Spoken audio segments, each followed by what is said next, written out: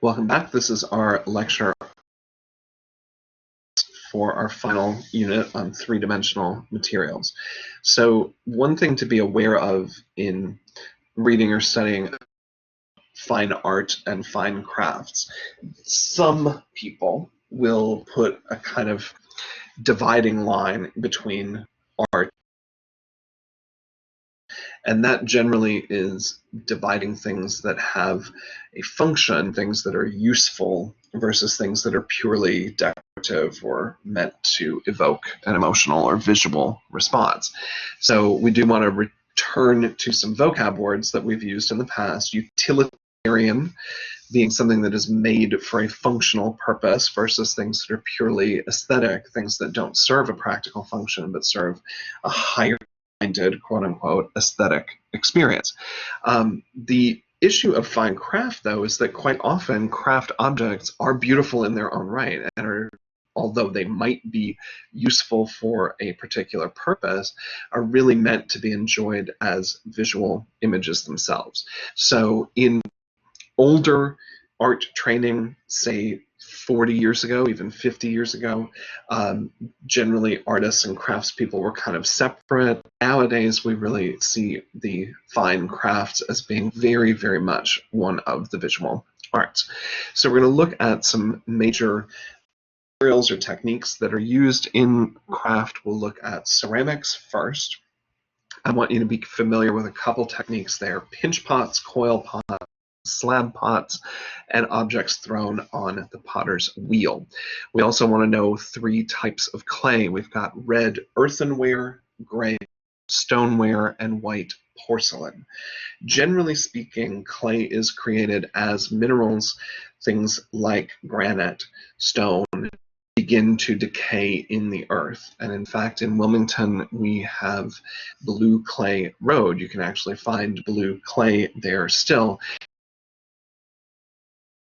Stone begins to decompose, some stones under certain conditions, it begins to form this pliable, what we called plastic or malleable material. So it can be harvested from nature and refined and used for a variety of different purposes. The three clay types, you don't have to know specific temperatures at which these need to be heated to make them permanent, but the clay has different appearance and requires a different temperature to change it from its squishy, plastic, malleable state into its permanent, hard state. So the coarse clay, the cheapest, most plentiful clay, is the earthenware, this red-brown. It has a very low firing temperature, relatively speaking. Stoneware has a medium firing temperature. It is gray, and the particles of the clay are finer, smaller. And the finest particle clay is our porcelain, which is a white-bodied clay that requires a very high temperature to fire. When we're working with clay, we have to make sure to remove air pockets from the clay because, of course, when it's heated in the kiln, the air trapped air pocket would expand as the gas is heated, which could cause the work to explode. So what you're seeing with the hands at the top of the screen is a process we call wedging. It's literally kneading the clay, forcing the air bubbles out of it. Our lowest temperature required to change clay from this plastic malleable state to its permanent, rigid, hard state is the earthenware firing temperature, lowest temperature 1200 degrees. So still higher than your oven in your kitchen could ever go. But porcelain requires a temperature even higher than that. It requires a temperature as much as 2700 degrees. Really pretty remarkable. You see electric kilns there, and you can see the way that we use kiln shelves objects inside so that we can fire a number of objects all at once. The process of making an object in ceramic is really a twofold process. First, you're making the object and firing it the first time in what we call the bisque fire. That changes the chemical nature of the clay from flexible to rigid. But in order to put the colored coating on it, we have a second firing called the glaze firing. So what you're seeing here are objects that have been bisque fired. Then we apply the glazes, and then these are the same objects after they've been fired. And you can see that none of the colors here really match the colors that you see in these containers. The glazes undergo a chemical change themselves when they're superheated. So really, to be good at using color in ceramic, you have to know a lot about chemistry, the chemical effect, and the changes that'll happen to your glazes based on the temperature that you're firing them. This is a simple example of a pinch pot, a really simple way of making a vessel form, taking a ball of clay, putting it in the palm of your hand, pressing your thumb into it, and then pinching your thumb and fingers together to stretch upward to create the walls. Pinch pot is a pretty basic technique. More sophisticated is the coil technique, in which you roll the clay out into essentially a long strand or coil, and then those coils can be wrapped around and stacked one on top of the other. We can do that in a straight stack, like, or you could be more decorative about it. But in either case, in order to make sure the clay is well attached, you do this process here. The thumb on this hand is doing what we call welding. It is literally blending one part of the clay into the other to make it more permanent. And coil pots can be made on a really enormous scale. If you're really good at it, like Maria Martinez, you can create work that looks so symmetrically perfect that it looks like it was thrown on a potter's wheel. But all of these pots that you see here were created with the coil technique. Slab construction essentially involves making clay shapes that are relatively thin and flat, cutting them to the shapes that you want, and then attaching them to each other. So what you're seeing here in step 2, the artist is using a needle tool to scratch kind of cross-hatch X's both into the wall that she's going to add and onto the base it's going to be attached to. We call that scoring, and you can think of it as a method of creating more surface area, more of the clay touching each other, which will help hold it together. We then can add a little bit of what we call slip, which is a very liquid clay that acts kind of like a glue, and we can reinforce the seam by putting a coil along there and welding the coil in. So the score and slip joining technique is commonly used in slab construction. The potter's wheel, the simplest forms, actually require no electricity at all. They are basically a large wheel on an axle with a smaller wheel above it, and these are known as kick wheels. You literally kick with the heel of your foot, which causes the big wheel to spin around, and that of course rotates the wheel that you're working on above. We of course have electric wheels as well. The idea with the potter's wheel, using the potter's wheel, is a little bit easy is to do. It's a relatively hard skill to master, quite honestly.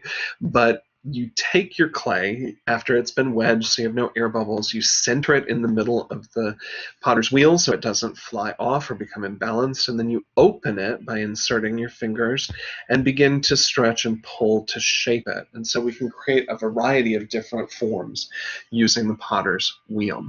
Moving on to other craft techniques, we have since Roman times had success with blown glass, and these are all vessels that were created early in the history of ancient Rome, and they still exist today. The idea of blown glass is pretty incredible. Essentially, the glass silicate is heated until it becomes liquid.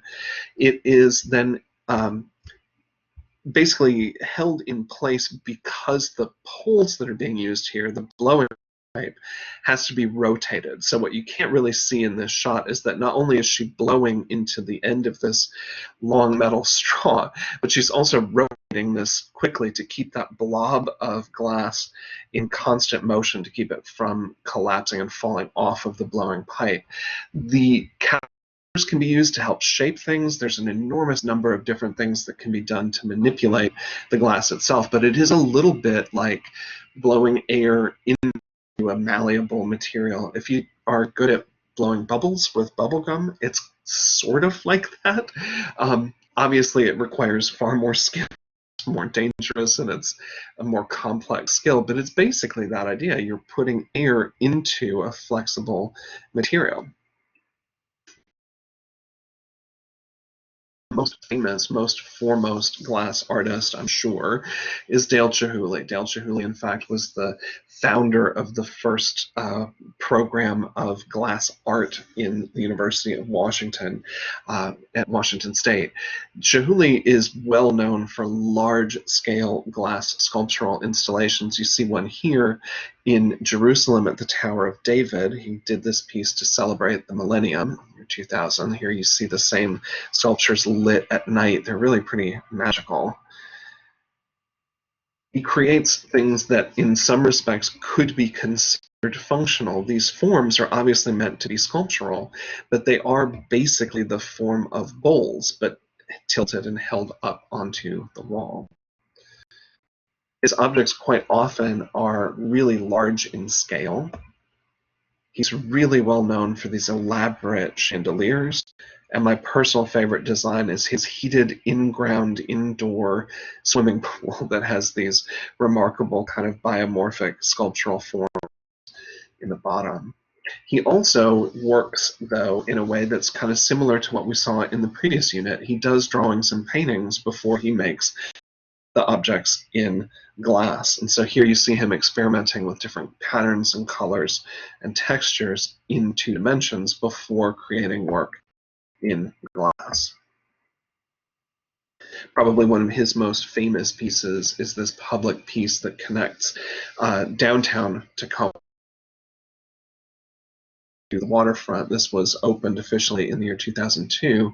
It's a bridge that includes a large area like here, you can see, that has glass sculptures sandwiched between large sheets of glass. You can look up into the light above. It's pretty amazing. So in addition to blown glass, glass can be decorated in a number of other ways. Glass engraving is done essentially with a rotary tool that has a disc on the end that is used to cut into the glass. So with glass engraving, you can see here the rotary tool is above and the glass is being raised up into it, as opposed to cut glass, in which the glass is held above the rotary tool and pressed downward, and that's what creates these intricate facets. You may have seen this type of cut glass in punch bowls, things of that nature. We can also engrave into glass or etch into glass with chemicals to create what we might call frosted glass. And there are also very delicate techniques involving multiple colors of glass, in which case an object is created and a second color of glass is put around that vessel and then carved through to expose the color underneath. Pretty remarkable. And of course we have the stained glass window. Stained glass is quite frequently used throughout the Middle Ages and allows us to use colored glass held in place in between thin strips of lead called leading. So the black lines that you see around the outsides of the colored areas are actually metal strips that are holding those cut pieces of glass in position. Pretty remarkable examples here. This is a much less intricate design, but you can see the shapes being held in place there by the... These are some 20th century examples by the artist Marc Chagall and architect Frank Lloyd Wright. And the design of glass, much like any other craft object, changes with the tastes in fashion as that changes over time. The Art Nouveau period very much relied on natural, organic forms and this beautiful iridescent glass. You see that here in the work of Émile Gallet. In fibers, we have the use of either plant or animal hair fibers to create thread, which can then be woven into fabric and used in a variety of different ways. So what you're seeing here are people spinning thread from the fibers, either lamb's wool in this case or cotton. They are then going to use a loom to essentially create fabric by creating a system in which some threads are held tight and other threads are woven in and out of those threads. And that allows you to create a kind of crisscrossed lattice effect that will create a piece of cloth. So the part of the loom where the thread is held tight, that's referred to as the warp. And the threads that you're weaving in and out, the ones that are going left and right, are referred to as the weft, sometimes referred to as the woof. But the warp are the threads that are held tight. The weft are the threads that are woven in and out. And depending on which threads are raised or lowered in the warp, we can create different effects in terms of the pattern that can be made in weaving. Once you cloth woven, if it's a plain weave single color with no appreciable pattern, we could create an image on it through the technique known as embroidery, and that's what you see here. At the bottom is the world's most famous embroidery. It is known as the Bayeux Tapestry, although it is technically embroidered as opposed to the true tapestry technique. It tells the story of the Norman conquest of England. The piece is basically an enormous series of scenes, almost like panels in a cartoon, that's over 200 feet in length. It has entirely been made with stitched or embroidered thread. So you can see that there's text as well as outline and fill in there to create this image. Pretty remarkable thing. There's a shot that gives you an idea of literally how big the entire tapestry actually is. These are some shots of the Bayeux Tapestry, just so you can see up close the amount of detail and description that's actually going in. The types of stitches, the stem stitching is the short overlapping stitch that does your outline, and this intricate back and forth stitching that fills in those solid areas is known as laid and couch. True tapestry, though, is not an image that's stitched onto a pre-existing fabric. A true tapestry is, in fact, an image of the fabric itself. It is both the fabric and the image all in one. And so these are created usually on these A-framed looms with a cartoon or a plan drawing behind the warp threads. And then as we reach new areas in the design, the colors are changed. The threads are changed to different colors to create the designs. If you can imagine that happening on a really intricate level on a pretty massive scale, you get the unicorn tapestry, some of the most famous images to come to us from textile arts from the Middle Ages. In America, we have the advent of quilting, which is using scraps of fabric, usually, pieced together and then stitched vertically together to create air pockets, to create the effect of something that will keep you warm. So a quilt consists of three elements: the top, which is the patterned area that's pieced together from scraps, the batting, which is the cottony stuff in the middle, and then the backing, which is usually a single sheet. Those three elements are stitched together, and that is the process of quilting, and it's that stitching through the back, into the batting, into the pieced top and backing that creates little pillows or pockets, the puffy sections in a quilt that actually trap air and help to keep you warm. So if you look closely, you can see some areas that are plain white, some areas that are green, and a couple of different pinks. Those sections are cut, pieced, and sewn together. But if you look where you can see these darker areas, those are actually the quilting lines. That's the stitching that goes all the way through the three layers to create those little puffy sections. There are examples of quilts made throughout American history. One of the things I always thought was kind of interesting is that traditionally the household arts and crafts were practiced by all the members of the household, including men and including children. We actually have examples of quilts that were pieced during the period when they were children by men who became presidents of the United States. We have examples of quilts that were pieced by Dwight David Eisenhower, who was our 34th president, and by Calvin Coolidge, who was president number 30. These are some common American quilt patterns. The double wedding ring is obviously usually made and given for weddings, but a pretty funny one is this design here, which is similar in ways to our tessellation. It's based on a square with a curved section cut out of it and attached beside it. This is known as the drunkard's path. So if you imagine the way people stumble when they're inebriated, if you follow the line between any two colors, it kind of stumbles and lurches in odd ways. Other ways of working with fabric involve surface changes, coloring or changing, creating.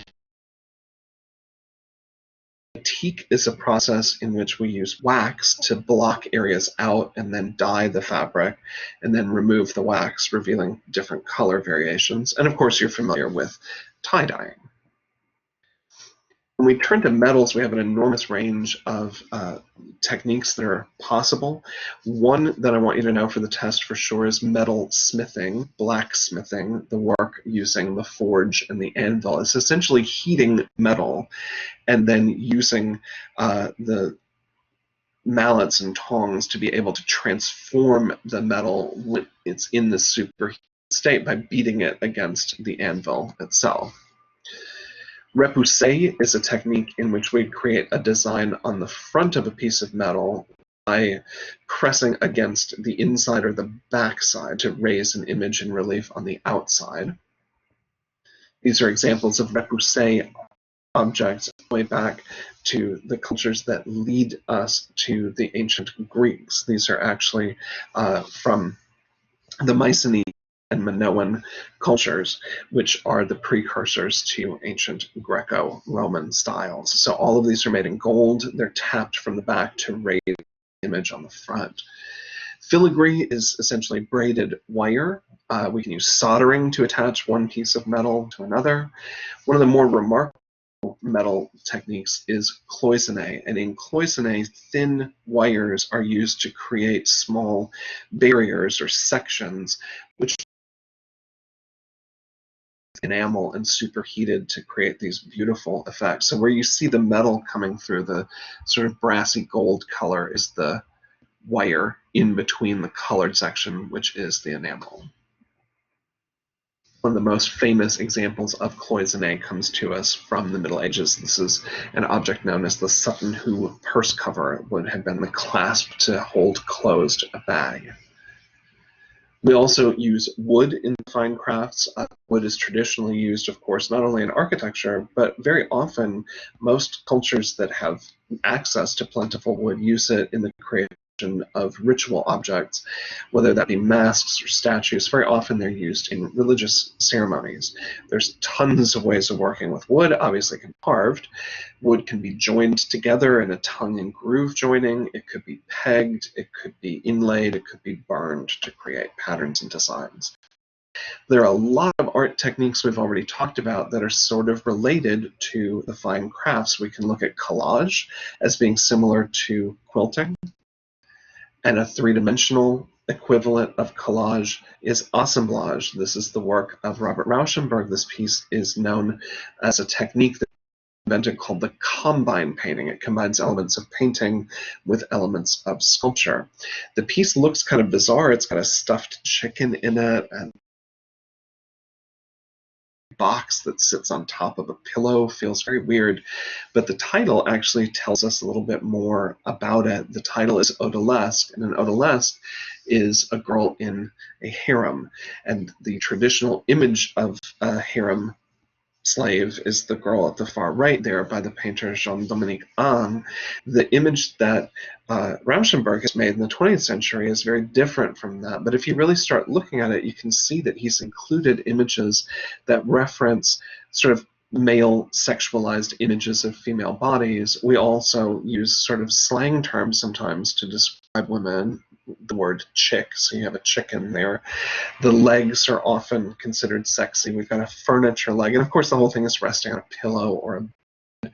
It's kind of an odd way of combining his commentary about how people objectify one another sexually, but it takes a little bit of analysis to understand. It takes a little bit of context to understand. This one you may have an emotional reaction to right away, kind of similar to collage, kind of similar to combine painting, kind of similar to quilting.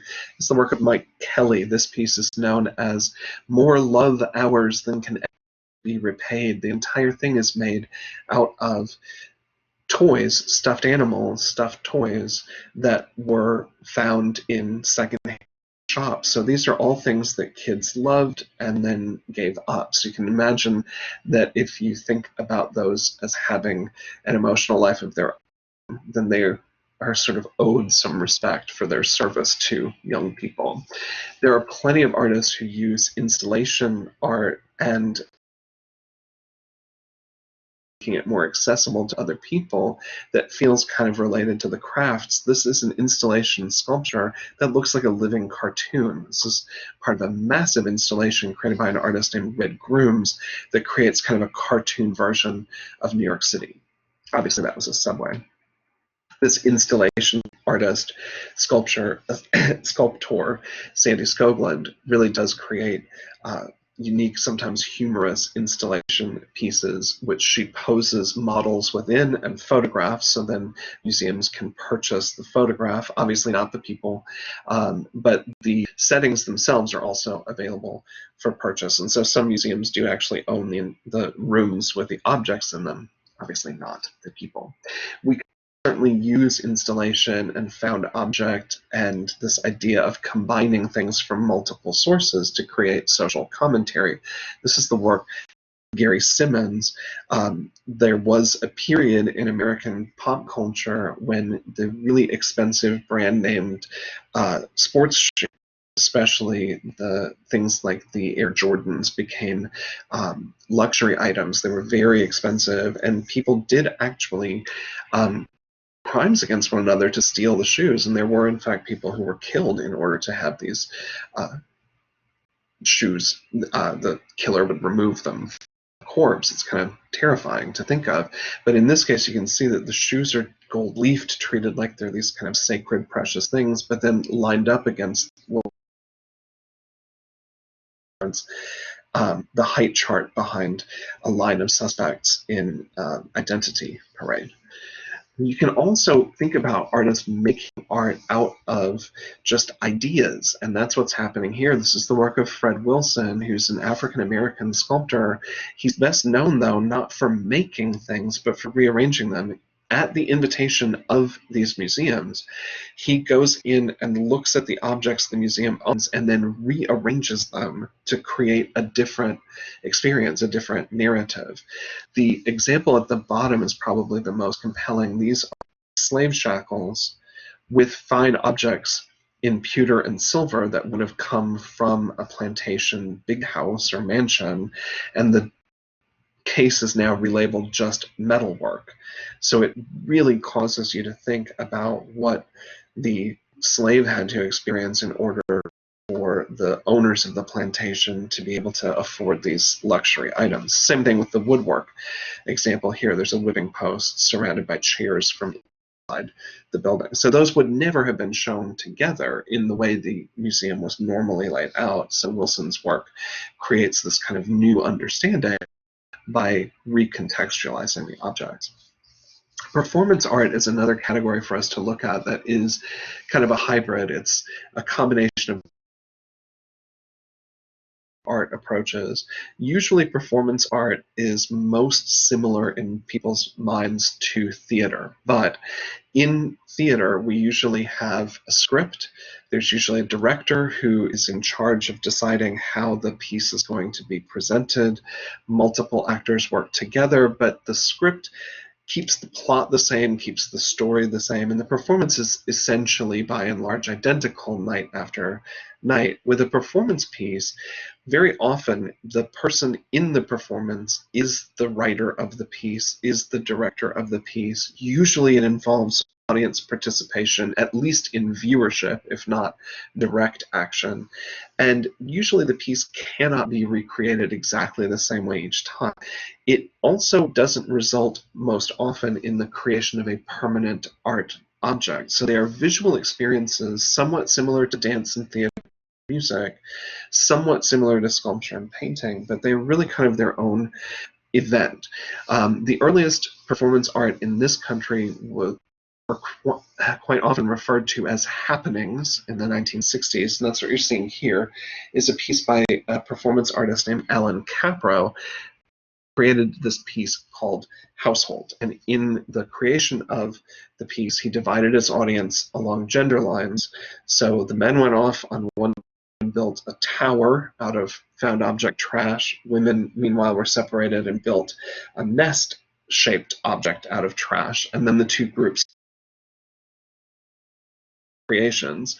So the piece was really about gender conflict. It was about assigned roles, but also there was an aspect of reproductive necessity in the piece that it concluded with this strange white VW bug car covered in jam being exposed, as if it was like a giant egg. And so the two groups had to work together to clean the red jam off the egg, sort of symbolically, like bringing a child into the world, I suppose.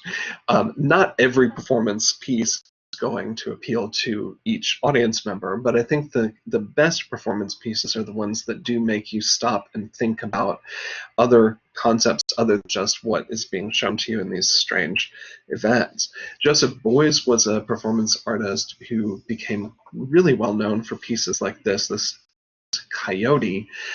It's a piece in which he lived in a gallery behind a safety screen, so no one else was in danger, with a wild coyote, and they learned to live together. The piece is very much about nature and about shamanism and spirituality in Native American culture in kind of an odd, emotive way, very dangerous.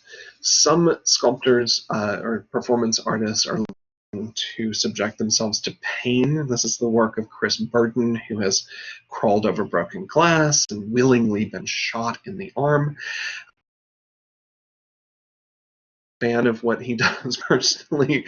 It does seem to be a little bit exploitative and dangerous, but at the same time you could argue that he's obviously making a comment about violence. Whether he's making money off of it and whether he's glorifying it, I think you could argue pretty easily as well. One of the pieces, though, that I do think makes a really compelling statement is the work of Yoko Ono. This is one of her most famous performances, which is known as the cut piece, in which she sits on stage next to a pair of scissors, and members of the audience are allowed to cut pieces of her clothing. Usually she ends up completely nude by the end of it, so it sort of forces the audience to participate to some extent in the idea of objectifying a female body. So it's kind of a social statement and a sexual statement as well. Perhaps continuing that type of work is the work of Coco Fusco and Guillermo Gomez Peña, who address issues of equality, inequality, and race and identity. So in this particular piece, they present themselves as if they are an exhibit of animals in a zoo, but in fact they are meant to be seen as natives to South America. And so we're seeing them almost as if they're not human. So it's a very difficult piece, I think, to see in person. It's a pretty powerful statement.